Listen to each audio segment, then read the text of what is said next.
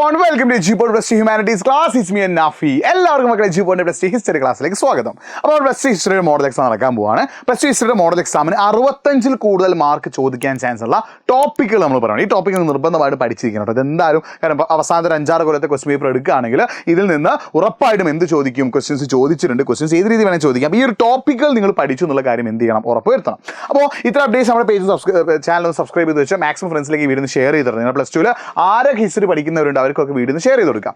ഒന്നാമത്തെ ചാപ്റ്റർ ആയിട്ടുള്ള നമ്മുടെ bricks beads and the bones the Harappan civilization ഉള്ള ചാപ്റ്ററിൽ features of town planning at മോഹൻജദാരോയിലെ നഗരാസൂത്രണത്തിന്റെ പ്രധാന സവിശേഷതകൾ പഠിക്കണം. ഡൊമസ്റ്റിക് ആർക്കിടെക്ചർ, ആഭ്യന്തര വാസ്തുവിദ്യയെക്കുറിച്ച് പഠിക്കണം. ഹാരപ്പൻ സ്ക്രിപ്റ്റ്, ഹാരപ്പൻ ലിപിയെക്കുറിച്ച് പഠിക്കണം. Disappearance of Harappan culture, Harappan സംസ്കാരത്തിന്റെ തിരോധാനത്തെക്കുറിച്ചും പഠിച്ചിരിക്കണം കേട്ടോ. വളരെ വളരെ ഇമ്പോർട്ടൻ്റ് ആണ്. അടുത്ത രണ്ടാമത്തെ ചാപ്റ്ററാണ് കിങ്സ്, ഫാമേഴ്സ് ആൻഡ് ടൗൺസിൽ. ഇതിൽ നിങ്ങൾ പഠിച്ചു വെക്കേണ്ടത് ഒന്ന്, ഏറ്റവും പവർഫുൾ ആയുള്ള ജനപദം ഏതായിരുന്നു? മഗധയായിരുന്നു അല്ലേ? ആ മഗധ എന്തുകൊണ്ടാണ് പവർഫുൾ ആയുള്ള മഹാജനപദമായി മാറിയത്? എക്സാമിന് ചോദിക്കാറുണ്ട്. പിന്നെ അലഹാബാദ് പ്രശസ്തിയും പ്രയാഗ പ്രശസ്തിയൊക്കെ എക്സാമിന് ചോദിക്കും. മൗര്യ ഡൈനാസ്റ്റിയും അശോകയും എക്സാമിന് എന്ത് ചെയ്യാറുണ്ട്? ചോദിക്കാറുണ്ട്. എസ് ഒക്കെ ചോദിക്കാൻ ചാൻസ് ഉള്ള ചാപ്റ്ററാണ് ഫസ്റ്റത്തെ 2 ചാപ്റ്റർ. പിന്നെ കിൻഷിപ്പ് കാസ്റ്റ് ആൻഡ് ക്ലാസ് എന്നുള്ള മൂന്നാമത്തെ ചാപ്റ്റർ നിങ്ങൾ മഹാഭാരതത്തിന് ക്രിട്ടിക്കൽ എഡിഷന്, അത് rules of marriage, women gotras എക്സാമിന് ചോദിക്കാറുണ്ട്. ശതവാഹനാസ്, അതേപോലെ വർണ്ണ സിസ്റ്റം. പിന്നെ why Mahabharata is called dynamic text, ഊർജ്ജസ്വല ഗ്രന്ഥം വിളിക്കുന്നത് ചണ്ടാളാസ്. പിന്നെ ഇതേപോലെ സെക്കൻഡ് ചാപ്റ്റർ നിങ്ങൾ ആരും കൂടി നോക്കി വെക്കണം, കുഷാനാസ് കൂടി പഠിച്ചു വെക്കണം. കുഷാനാസ് വളരെ വളരെ ഇമ്പോർട്ടൻ്റ് ആണ്, എക്സാമിന് എന്ത് ചെയ്യാറുണ്ട്? ചോദിക്കാറുണ്ട്.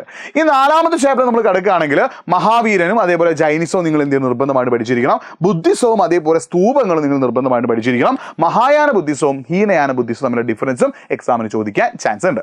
പിന്നെ നമ്മൾ 3 ട്രാവലേഴ്സിനെ കുറിച്ച് പഠിക്കുന്ന 5ാമത്തെ ചാപ്റ്ററിൽ അൽ ബിറൂനി കിതാബ് അൽ ഹിന്ദ്, അത് എസ് വരെ ചോദിക്കാൻ ചാൻസ് ഉണ്ട്. ഇബ്നു ബത്തൂത്തയുടെ റിഹില, അതും എസ് ചോദിക്കാൻ ചാൻസ് ഉണ്ട്. ഫ്രാങ്കോയിസ് ബേണർ, അദ്ദേഹം എങ്ങനെയാണ് ഈസ്റ്റിനെയും വെസ്റ്റിനെയും കമ്പയർ ചെയ്തത്, കിഴക്കിനെയും പടിഞ്ഞാറിനെയും എങ്ങനെയാണ് താരതമ്യം ചെയ്തത്, എക്സാമിന് ചോദിക്കാറുണ്ട്. അന്നത്തെ കാലത്തെ സ്ത്രീകളുടെ അവസ്ഥ, അതും എക്സാമിന് സ്ത്രീകൾ, അടിമകൾ, തൊഴിലാളികൾ, അവരുടെ അവസ്ഥയും എക്സാമിന് ചോദിക്കാറുണ്ട്. ഇനി ഭക്തി സൂഫി ട്രഡീഷനിലേക്ക് പോവുകയാണെങ്കിൽ ഭക്തി മൂവ്മെന്റിന്റെ ഏർലി ഫോം ആയിട്ടുള്ള അൽവാസ് ആൻഡ് നയനാസിൽ, അതായത് ഭക്തി മൂവ്മെന്റ് തമിഴ്നാട്ടിലാണ് സ്റ്റാർട്ട് ചെയ്തത്, അവിടെ പ്രൊപ്പഗേറ്റ് ചെയ്തിട്ടുള്ള അൽവാർമാരെ കുറിച്ചും നയനാർമാരെ കുറിച്ചും എക്സാമിന് ചോദിക്കും. കർണാടകയിലെ വീരശൈവ ട്രഡീഷൻ ഇമ്പോർട്ടൻ്റ് ആണ്.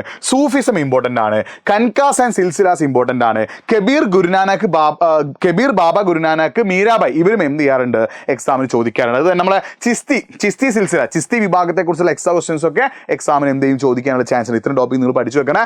ഓക്കെ, ഇനി എംപീരിയൽ ക്യാപിറ്റൽ വിജയനഗരം നിങ്ങൾ ശ്രദ്ധിക്കേണ്ടത്, വിജയനഗരത്തിലെ the kings and traders in വിജയനഗരത്തിലെ രാജാക്കന്മാരും വ്യാപാരികളും, അതുപോലെ Krishnadeva was famous ruler of Vijayanagaram, കൃഷ്ണദേവരായെ കുറിച്ച് എന്ത് ചെയ്യാറുണ്ട്?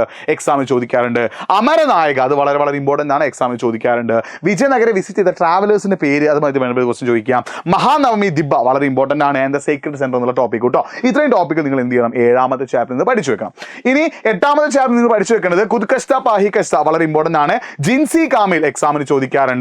Role of women in agrarian society, അന്നത്തെ കാലത്തെ മുഗൾ കാലഘട്ടത്തിൽ സ്ത്രീകളുടെ കൃഷിയിടത്തിലെ റോൾ ചോദിക്കാറുണ്ട്. ജമാ ആൻഡ് ഹസിൽ ചോദിക്കും. ലിമിറ്റേഷൻസ് ഓഫ് ഐനി അക്ബരി, അത് വളരെ ഇമ്പോർട്ടൻ്റ് ആണ്. ഐനി അക്ബരിയുടെ ലിമിറ്റേഷൻ അല്ലെങ്കിൽ ഐനി അക്ബരിയുമായിട്ട് ബന്ധപ്പെട്ട് ക്വസ്റ്റ്യൻസ് ചോദിക്കാറുണ്ട്. പിന്നെ കിങ്സ് ആൻഡ് ക്രോണിക്കിൾസിൽ നിന്ന് മുഗൾ അഡ്മിനിസ്ട്രേഷൻ മുഗൾ പ്രവിശ്യയുടെ സവിശേഷത ചോദിക്കും. അക്ബർ നാമയും ബാദ്ഷാ നാമയുമായിട്ട് ബന്ധപ്പെട്ട ക്വസ്റ്റ്യൻ വരാം. സാത്ത് ആൻഡ് സവർ ഇമ്പോർട്ടൻ്റ് ആണ്. അത് മാത്രമല്ല മുഗൾ ഭരണകാലത്തിലെ പ്രധാനപ്പെട്ട നഗരങ്ങൾ, അതിന്റെ സവിശേഷതയും എന്ത് ചെയ്തേക്കാം? എക്സാമിന് ചോദിച്ചേക്കാം. അടുത്തത് colonies and countryside, Paharias and Santhals ശ്രദ്ധിക്കണേ. പഹാരിയകളും സന്താളുകളുടെയും അതേപോലെ തന്നെ ജോട്ടേഡാസുമായിട്ടൊക്കെ ബന്ധപ്പെട്ട കുറിച്ച് ചോദിക്കും. അപ്പോൾ പഹാരിയകൾ, സന്താൾസ്, അതുപോലെ രാജ്മഹൽ കുന്നുകളിൽ ഇവരുടെ ജീവിതശൈലി, അവർ നടത്തിയ റെബലിയൻ, റിവോൾട്ട്, അതൊക്കെ എക്സാമിന് ചോദിക്കും. പിന്നെ ryotwari system, zamindari system, mahalwari system പഠിച്ചു വെക്കണം. ഇതൊക്കെയാണ് റയത്വാരി, ജമീന്ദാരി, മഹൽവാരി സിസ്റ്റം, വളരെ ഇമ്പോർട്ടൻ്റ് ആണ്. അത് എക്സാമിന് ചോദിക്കാൻ ചാൻസ് ഉണ്ട്. റയത്വാരി സിസ്റ്റം ചോദിക്കാം, മഹൽവാരി സിസ്റ്റം ചോദിക്കാം, ജമീന്ദാരി സമ്പ്രദായം എക്സാമിന് ചോദിക്കാം. പിന്നെ റബൽസ് ആൻഡ് രാജ് എന്നുള്ള ചാപ്റ്ററിൽ 1857 റിവോൾട്ട്, 1857 കലാപം, അതുമായിട്ട് ബന്ധപ്പെട്ട ചോദ്യം ഉറപ്പാണ്. അതിനുള്ള കാരണങ്ങൾ, അതിന്റെ ഫലങ്ങൾ, അതേപോലെ അതുമായിട്ട് ബന്ധപ്പെട്ട ഇമ്പോർട്ടൻറ്റ് പ്ലേസസ്, സ്ഥലങ്ങൾ, അതൊക്കെ എക്സാമിന് ചോദിക്കും. അതിലെ ലീഡേഴ്സ്, നേതാക്കന്മാരുടെ പേര്, അത് നിങ്ങൾ പഠിച്ചു വെക്കണം കേട്ടോ. ഓക്കെ, വളരെ വളരെ ഇമ്പോർട്ടൻ്റ് ആണ്. പിന്നെ ഈ ഒരു ഔദിലാണ് എന്ത് ചെയ്തത്? ഈ റിവോൾട്ടിന് മെയിൻ ഇമ്പാക്ട് ഉണ്ടായ സ്ഥലം, അത് എന്തുകൊണ്ട് അവിടെ തന്നെ ആരംഭിച്ചെന്നുള്ള കാര്യം നിങ്ങൾ പഠിച്ചു വെക്കണം കേട്ടോ. പിന്നെ മഹാത്മാഗാന്ധി നാഷണൽ മൂവ്മെന്റ് എന്നുള്ള ചാപ്റ്ററിൽ നിന്ന് മഹാത്മാഗാന്ധിയുടെ ഏർലി സ്ട്രഗിൾസ് അല്ലെ, Champaran, Ahmedabad cotton mill strike, അങ്ങനെയുള്ള സമരങ്ങൾ എന്ത് ചെയ്യണം? പഠിച്ചു വെക്കണം. ചമ്പാരൻ സ്ട്രൈക്ക് ഒക്കെ എക്സാമിന് എന്ത് ചെയ്യാൻ ചോദിക്കാം. പെസൻ സ്ട്രഗിളും ഖേദയിലെ കാർഷിക കലാപം എക്സാമിന് ചോദിക്കും കേട്ടോ. പിന്നെ നോൺ കോപ്പറേഷൻ മൂവ്മെന്റ്, നിസ്സഹകരണ പ്രസ്ഥാനം, സോൾട്ട് സത്യാഗ്രഹം, ഉപ്പ് സത്യാഗ്രഹം, quit India movement, quit India സമരം, അതേപോലെ തന്നെ എന്താണ് സിവിൽ ഡിസോബിയഡിയൻസ് മൂവ്മെന്റ് അല്ലെ, നിയമലംഘന പ്രസ്ഥാനം അതൊക്കെ എന്ത് ചെയ്യാറുണ്ട് ഈ ഒരു ഭാഗത്ത് നിന്ന് എക്സാമിന് ക്വസ്റ്റ്യൻ ചോദിക്കാൻ ചാൻസ് ഉണ്ട്. പിന്നെ കൺട്രി ടോണപ്പാനുള്ള 13ാമത്തെ ചാപ്റ്ററിൽ നിന്ന് എങ്ങനെയാണ് പാർട്ടീഷൻ ഇന്ത്യയും പാകിസ്ഥാനും രണ്ടായി ഡിവൈഡ് ചെയ്തപ്പോൾ അത് എങ്ങനെയാണ് അന്നത്തെ ജനങ്ങളെ ബാധിച്ചതെന്നുള്ള കാര്യം, ഡയറക്റ്റ് ആക്ഷൻ്റെ ക്യാബിനറ്റ് മിഷന്, അതേപോലെ തന്നെ ഇന്ത്യയുടെ വിഭജനത്തിലേക്ക് നയിച്ച കാരണങ്ങൾ, ആ മൗണ്ട് ബാറ്റൻ പ്ലാനൊക്കെ എന്ത് ചെയ്യാറുണ്ട് എക്സാമിന് ചോദിക്കാനായിട്ട് നോക്കി വെച്ചോ. പിന്നെ പ്രീ മോഡേൺ കേരളയിൽ 5 തിണകൾ വളരെ ഇമ്പോർട്ടൻ്റ് ആണ്, എക്സാമിന് ചോദിക്കും. നൊടുതൽ എന്ന് വിളിക്കുന്ന അവരുടെ എക്സൈസ് സിസ്റ്റത്തെ കുറിച്ച് ചോദിക്കാം.